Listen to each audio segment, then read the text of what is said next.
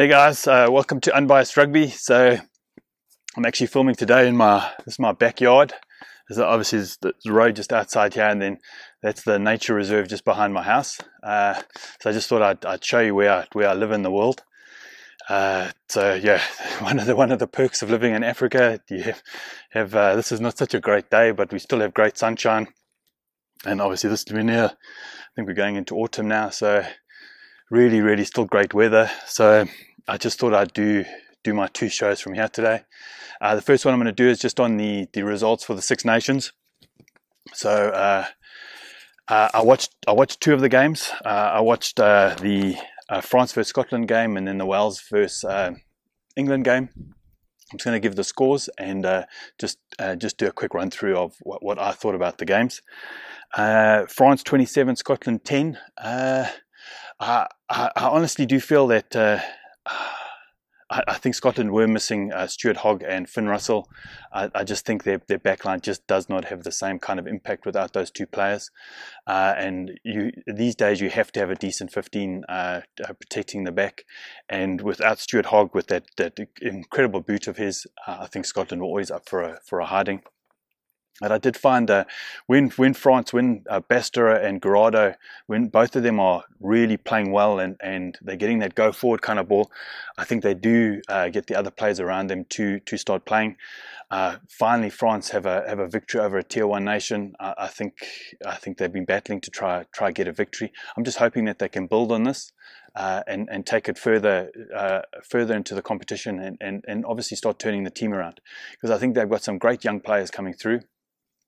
I think they have a lot of issues between the power of the top 14 clubs.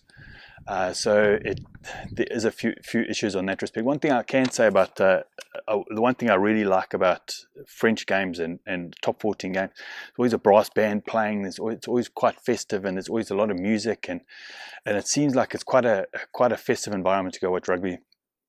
And some of the other stadiums just don't have that. I haven't been to the other stadiums. I only really get to watch them on TV, but it just seems like all the top 14 games have a brass band somewhere along the line. So yeah, I'm happy for France for getting the win.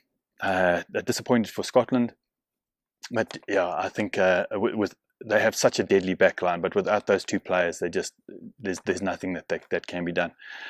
Next game, it's just Italy versus Ireland.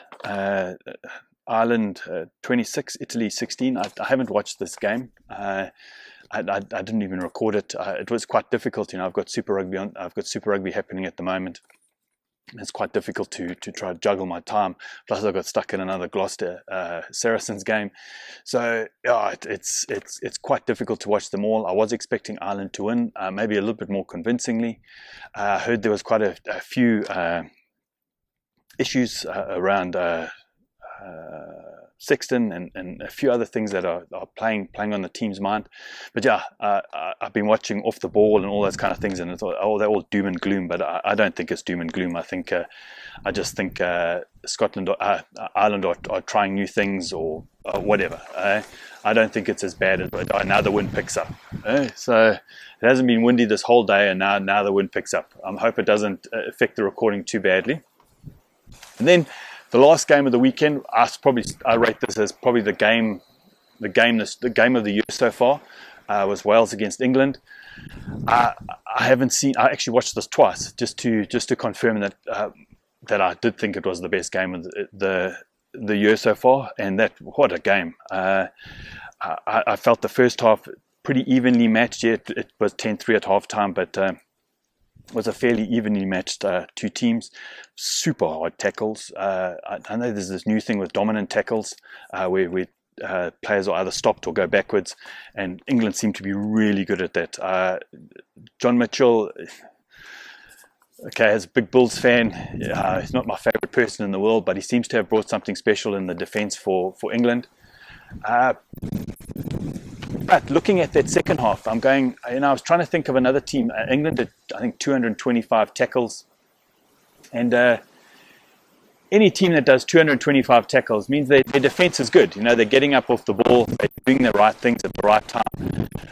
But you still have to have some form of attack. And because I look at the last time, the last big game that had huge big numbers like that was the New Zealand South Africa game last year, where South Africa did 225 tackles, but there were still points being scored by South Africa, and I just felt that I don't know what happened in that second half, but Owens Farrell's boot only 50% of the time came off.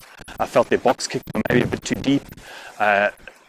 And they were just relying so much on physicality, and I've been looking at the Wales side, and if two big teams in the world that rely heavily on their physicality, and South Africa and England, they're the two teams that want to bash you up front and then do the kicking game. So and Wales seem to thrive in that kind of situation, because I just look at those phases in the second, that 35 phase try, that was absolutely amazing. Not only did it took the patience to wait for 35 phases, but there were no knock-ons.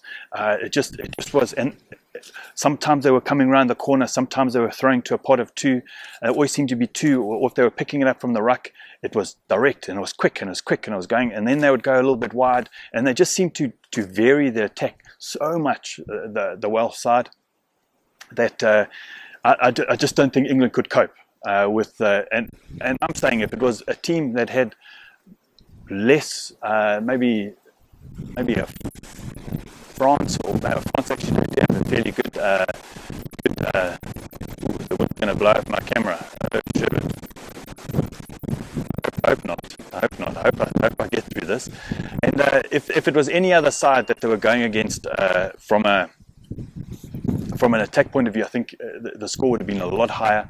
So credit to England for their defence, because I think that score could have really been blown out if it was any team that couldn't handle that kind of attack, because the attack was seriously impressive. It was hard up front.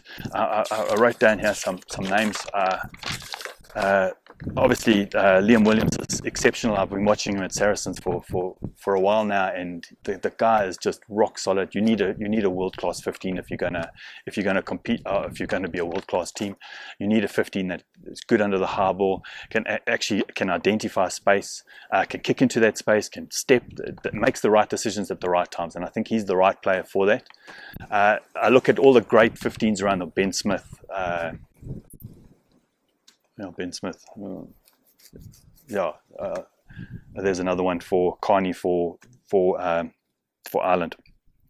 They make the right decisions at the right time, and just got that kind of experience to be able to handle that. Another player that I'm really starting to like is Ken Owens. I don't know. I've got my favorite players in the world are the tight five. So yeah, I think he's also exceptional. He always going forward, always got the right kind of attitude, a bit hard at the right times, steps back at the right times. So that's brilliant. Another one, I think Alan Jones is incredible. I think he, just like Kieran Reid, the teams you need rock solid captains that can talk to the ref, and the ref understands, and the ref can communicate with and understand. I might have to move my camera a little bit. Just hold on a second, guys. Hope that improves it. And and then on the England side, I just think their tactical kicking, the tactics were just off completely, and I just think they were completely outplayed on the day. But in saying that, I'm not saying they were outplayed in a defensive point of view. I think their defense is on par. I just think their attack, there's something wrong in their attack, and I think that's where the issue is. Not on defense, but on attack. There's just if the forwards aren't getting that go forward ball, and they're not getting that kind of dominance, then they just don't have that kind of kicking game that makes them so effective. But listen, guys, what did you think of the games? I enjoyed this last weekend of rugby. There were two excellent games. That Wales England game really was probably my favorite game of the year so far. What do you think of the games? What players stood out for you? Do you think Wales are going to actually get the Grand Slam and take it all the way? But listen, guys, I hope you have a great afternoon. Chat soon. Cheers. Bye.